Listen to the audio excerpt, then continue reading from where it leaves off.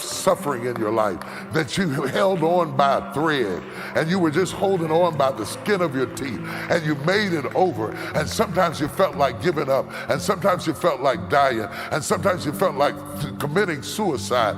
But there was just a little bit of ray of light, just a little bit of light coming into the dark ark that lit it just enough for you to press your way through the storm and the rain. And listen at how he gets the light. He gets the light by what he says to himself.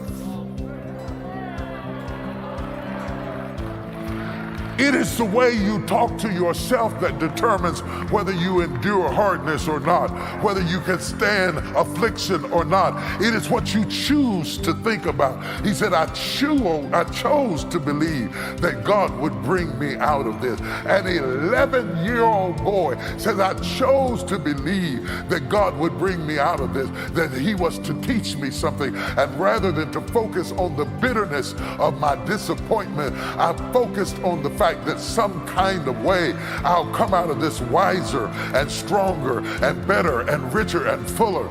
These are the first scenes of my life, though that pleasure has been for the most part mingled with sorrow. Strain, the simple word, strain means a force that pulls or stretches something to an extreme or a damaging degree. It is a severe excessive demand on the demand of strength, resources, or abilities of someone, something. When you strain something, it's very painful. And it is not the will of God for you to strain and lead, strain and drive, strain and sing, strain and parent, strain and build your career. Because what straining has done is simply saying that you are overusing what you have, that you are tapping that resource to a place that it's causing damage. So much damage that the only way for you to survive it is for you to rest. And rest becomes difficult for someone who's trying to make it happen. For someone that's trying to go to the next level, resting is the last thing that comes to your mind. Because you're in a season of doing and a season of making it happen. And the last thing a doer wants to do is put their feet up or put his feet up and begin to relax when it's go, go, go, go, get it time. Don't sleep, you're tired. Straining. And the only way to survive the strain is to have help. Here's the problem.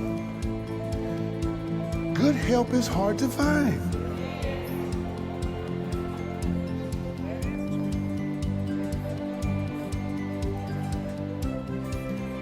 But my response to you is, you look for everything else you want. You give everything else a second, third, and fourth chance. There are people, there are relationships that you have given more chances than God.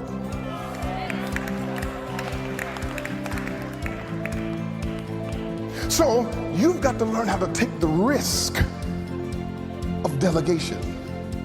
Watch the text. I'm going to speed up quickly. Delegate. Delegation becomes difficult because that means you've got to trust somebody with something that you've built with your own hands. And you know the quality of it because you've engaged the time. You've taken the time to build it to its level of excellence.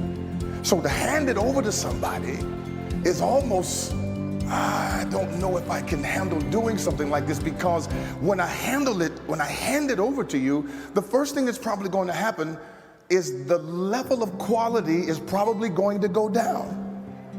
Now, you've got to be able to trust that when the quality goes down, your leadership is strong enough to bring it back up.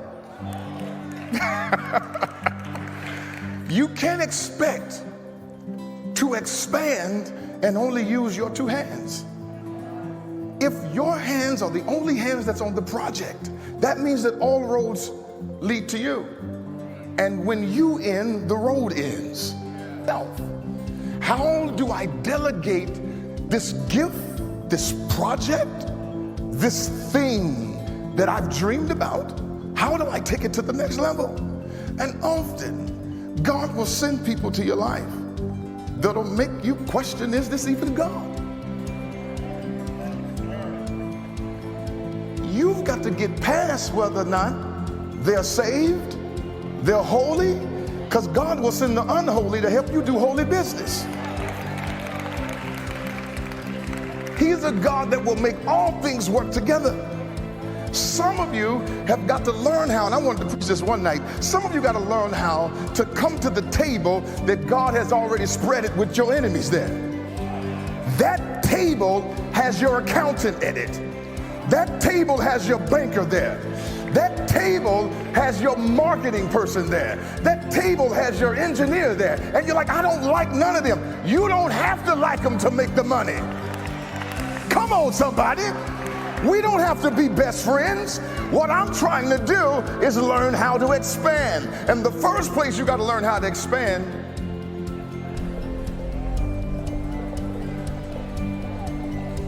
tell somebody, go to the table.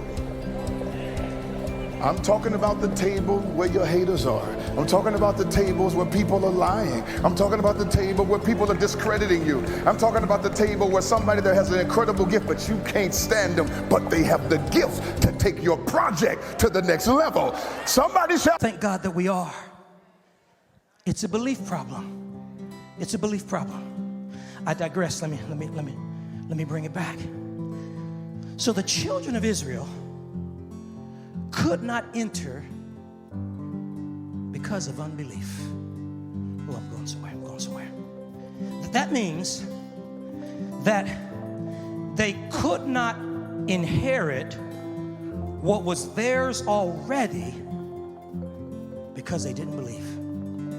Now, we shake our head at them. We say, oh, if I was in that wilderness, oh, baby, you wouldn't have. No. If I was in that wilderness, oh, no. I would have walked up in Canaan. Not so fast. Not so fast.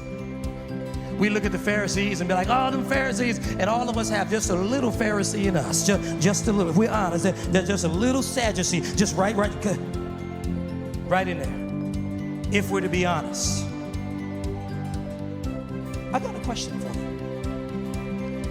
Could it be that there's something assigned to your life, feel the Holy Ghost, that grace has already gone ahead of and made your crooked path straight, that you are not moving toward because you have a belief problem?